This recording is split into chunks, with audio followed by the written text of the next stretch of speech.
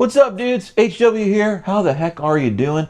It's a beautiful morning over here in Nashville, I gotta tell you. And man, I woke up this morning, I came downstairs and I started just playing on Old Wild Blue here. And dudes, this guitar has really changed some things for me. It's really made me realize some things that I just haven't found in other guitars. I made a video a couple days back that was just about how much I was enjoying this new guitar, right? And kind of showing it off. And I played it live in the last couple weeks. I dialed in some tunes with it, and I've just been using it a ton. And this guitar has taught me a couple things, but also I'm just realizing like it produces tones that I just haven't really found other places. Let me show you what I mean by that. Here's just the bridge position, right?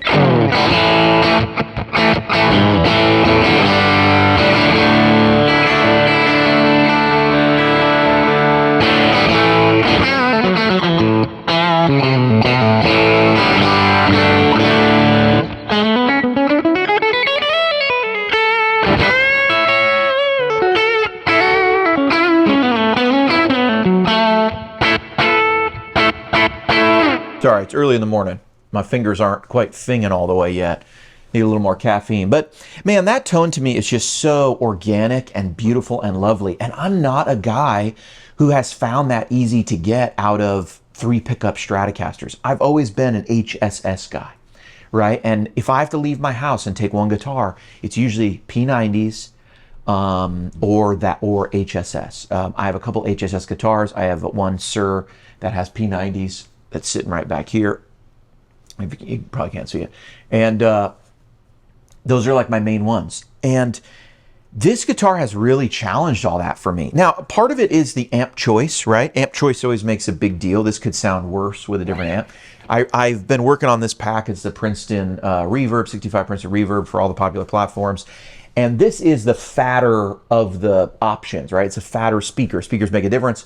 I put a C10, which is the classic thing in there. I have an old C10, a vintage one, in a different Princeton. I use that for this amp. And then for this, it has a red, white, and blue in an Eminence red, white, and blue, which is a modern production 12-inch speaker. A lot of people modify Princetons to have the modern production speaker and put a 12-inch in there. And the red, white, and blue is a good choice for that. Now, it gives it a thicker sound, and that's definitely helped beefing up this bridge pickup. But man, I woke up and I came down here today and I just started playing, and that just sounded great. I was watching YouTube and I saw a guy who had a lick, and it went something like this.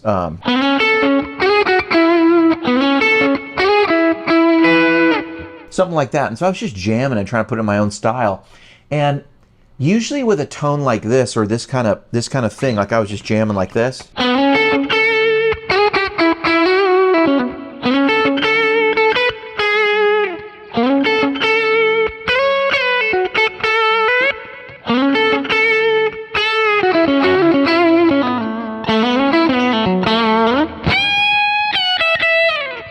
You know, just kind of.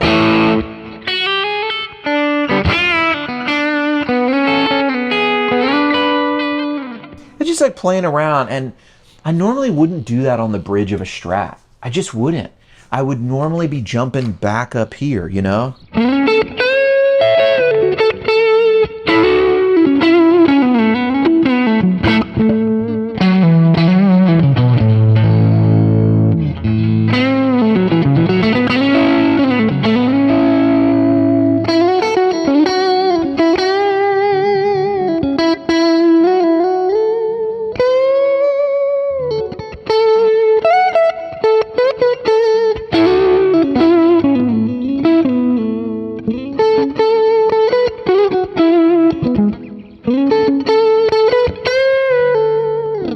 You know, I was just playing around, and man, that tone just struck me as so fat. The other thing that this guitar has really done for me is I can't get enough of this sort of.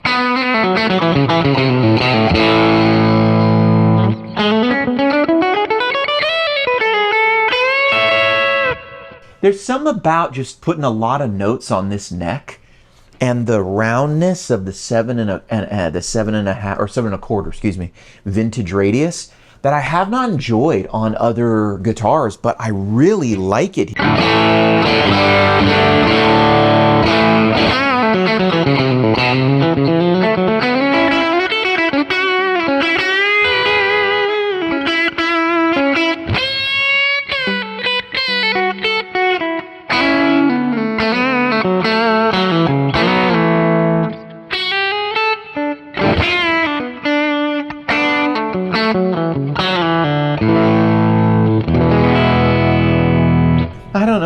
it's a completely different feel than I'm used to. Flatter necks make you play a little different than this thing does. And this thing just gives me a little more.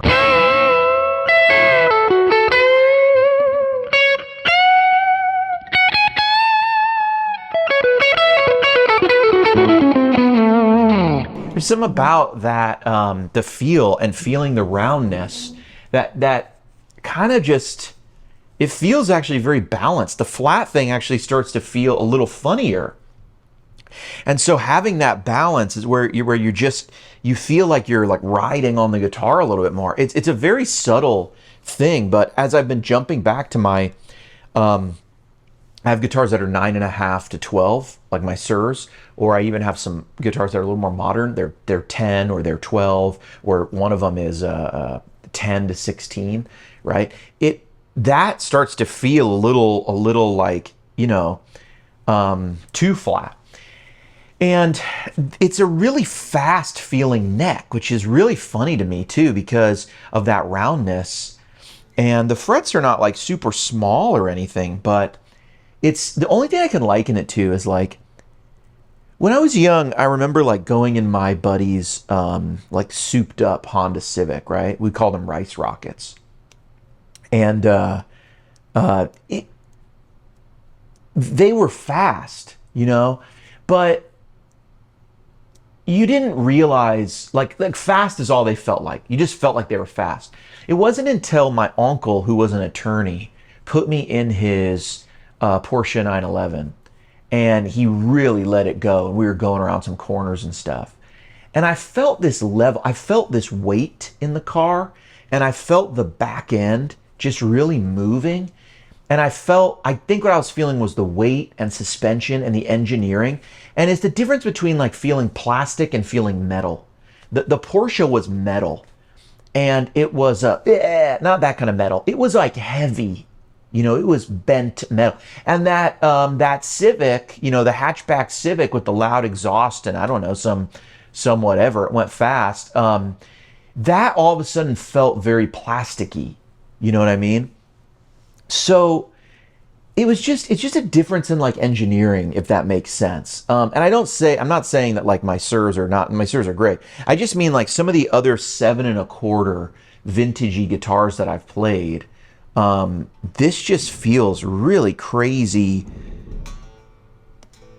put together. It feels like zero resistance.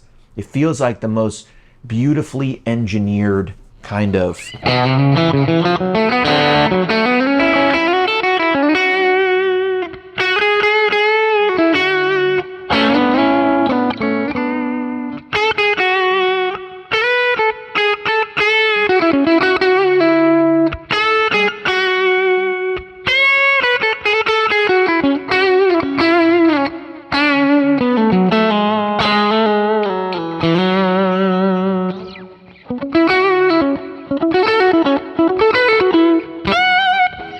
It just has the feel, man.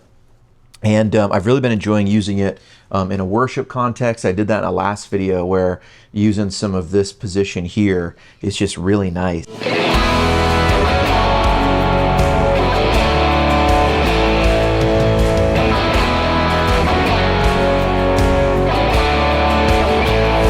But it's also just taught me kind of, I've started using the middle pickup a bit, which is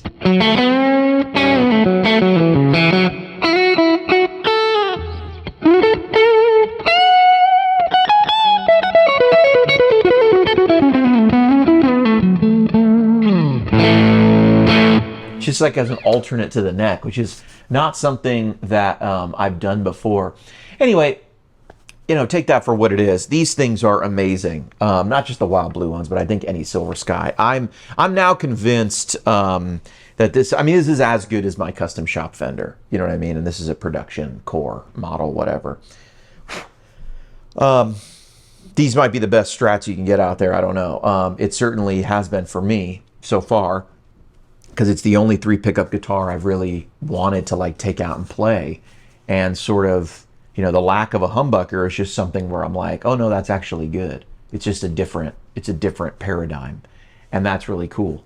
So yeah, that's what this guitar has taught me.